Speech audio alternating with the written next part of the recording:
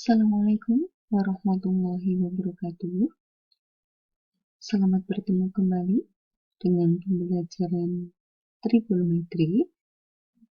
Ini adalah pertemuan kedua setelah beberapa pertemuan yang lalu kita sudah membahas tentang perbandingan trigonometri pada segitiga siku-siku. Maka untuk pertemuan yang sekarang akan kita bahas perbandingan trigonometri pada sudut di berbagai kuadran. Mari siswa-siswi sekalian untuk bisa mulai berkonsentrasi dengan baik. Pembahasan akan segera kita mulai. Sudut istimewa yang dinamakan sebagai sudut istimewa ini adalah sudut-sudut yang sudah ditetapkan nilai sinnya, nilai cosnya, dan nilai tangennya. Untuk yang wajib dihafal adalah sudut-sudut istimewa yang berada di kuadran 1. Apa itu kuadran? Nanti akan kita tunjukkan bersama-sama. Tetapi sudut istimewa di kuadran 1 itu adalah 0 derajat, 30 derajat, 45 derajat, 60 derajat, dan 90 derajat. Cermati bentuk nilai sin dan nilai cos.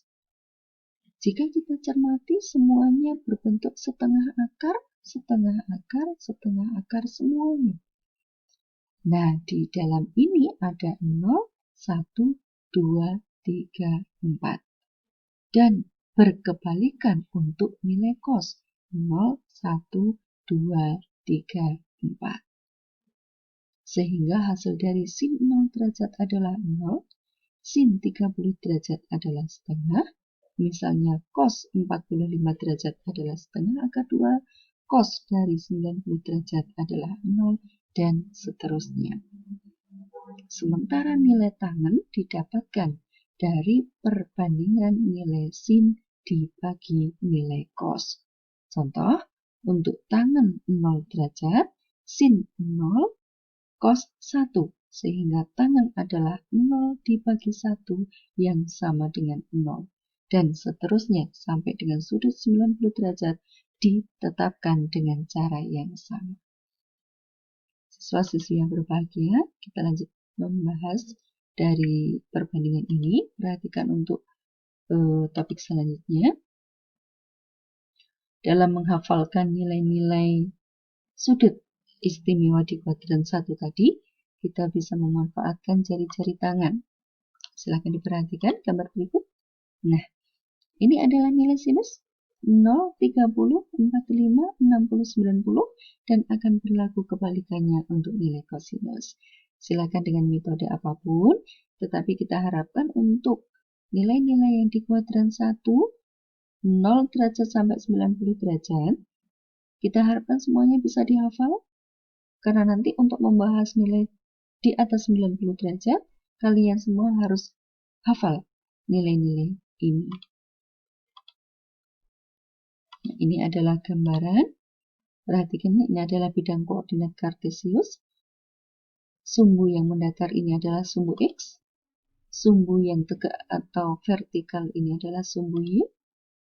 Nah, ini adalah menggambarkan sudut 90 derajat, siku-siku. Daerah ini adalah kuadran 1. Jadi ada 4 kuadran di dalam bidang koordinat kartesius. Ini adalah kuadran 1. Ini adalah daerah kuadran 2. Daerah ini adalah kuadran 3.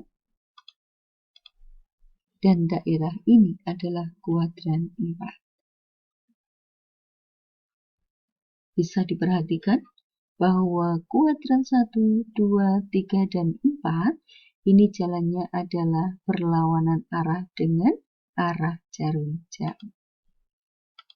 Oke, satu putaran penuh itu memuat 360 derajat, maka bisa diperhatikan bahwa di kuadran 1 ini berkisar antara 0 sampai 90 derajat, di kuadran 2 adalah 90 sampai 180 derajat, di kuadran 3 270 sampai 180 sampai 270 dan di kuadran 4 adalah 270 sampai 360 derajat.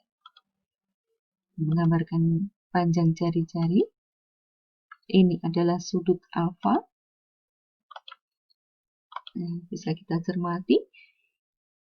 Perlu diperhatikan, di kuadran 1 semua bernilai positif.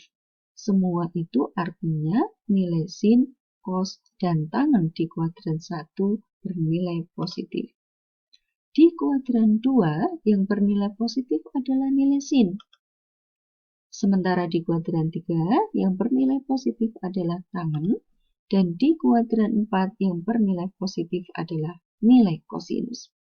Artinya, di sini adalah sinus dan tangen bernilai negatif dan seterusnya.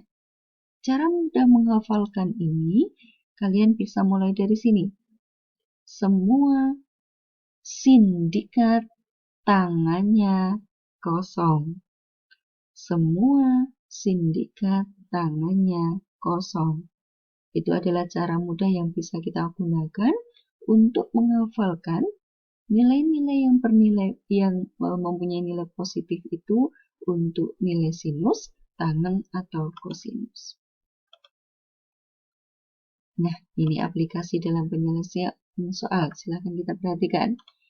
Tentukan nilai dari sin 30 ditambah cos 30 ditambah tangen 30. Tinggal kita isikan karena sudut-sudut ini semua berada di kuadran 1. Kita lihat tabel yang tadi, maka kita dapat isikan dan kita hitung nilainya. Contoh yang selanjutnya, 45, 60, dan 60 ini juga berada semua di kuadran 1, maka semua tinggal dimasukkan sesuai dengan nilai di dalam tabel. Kita sudah mendapatkan hasil hitungan akhirnya. Bagaimana?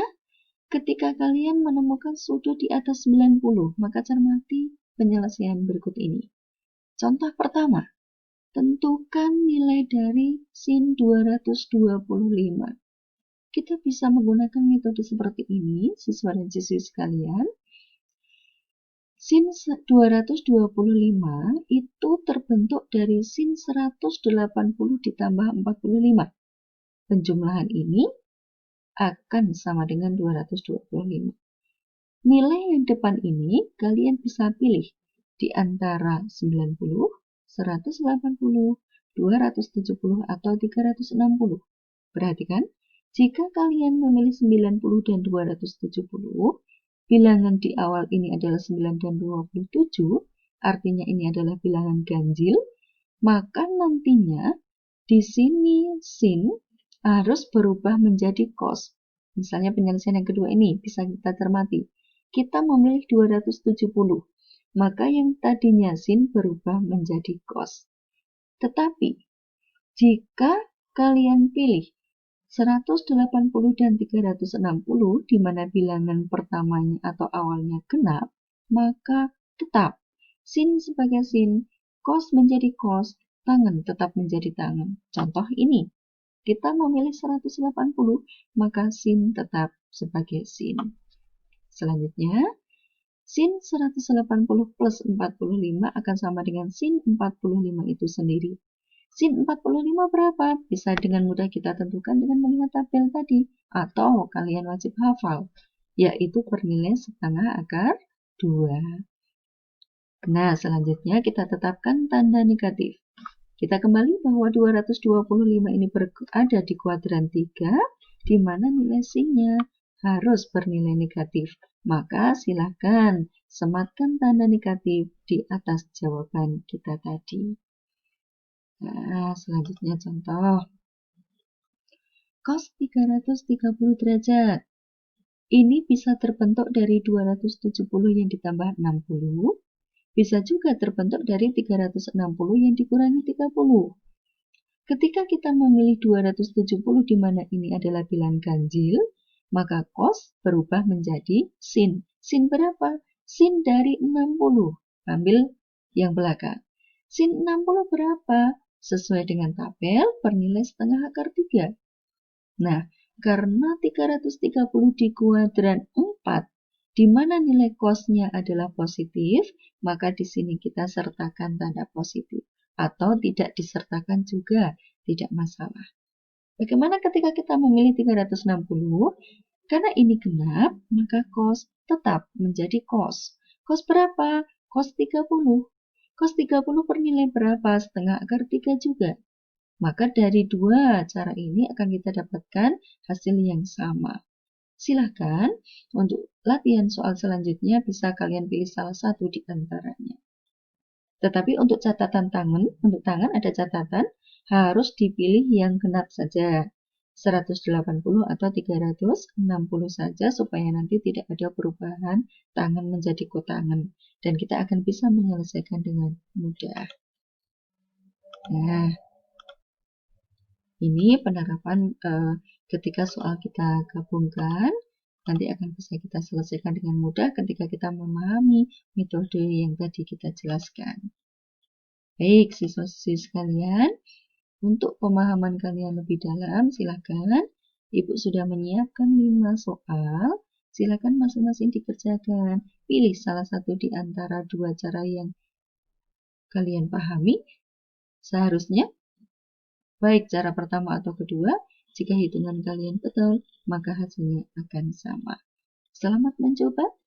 Semoga melalui latihan soal ini pemahaman kalian lebih bisa diperdalam, kalian bisa memahami dengan baik, nantinya juga bisa mencapai kompetensi yang diharapkan. Terima kasih untuk materi kedua. Sampai ini dulu Ibu jelaskan. Semoga bermanfaat. Selamat belajar. Semoga sukses. Assalamualaikum warahmatullahi wabarakatuh.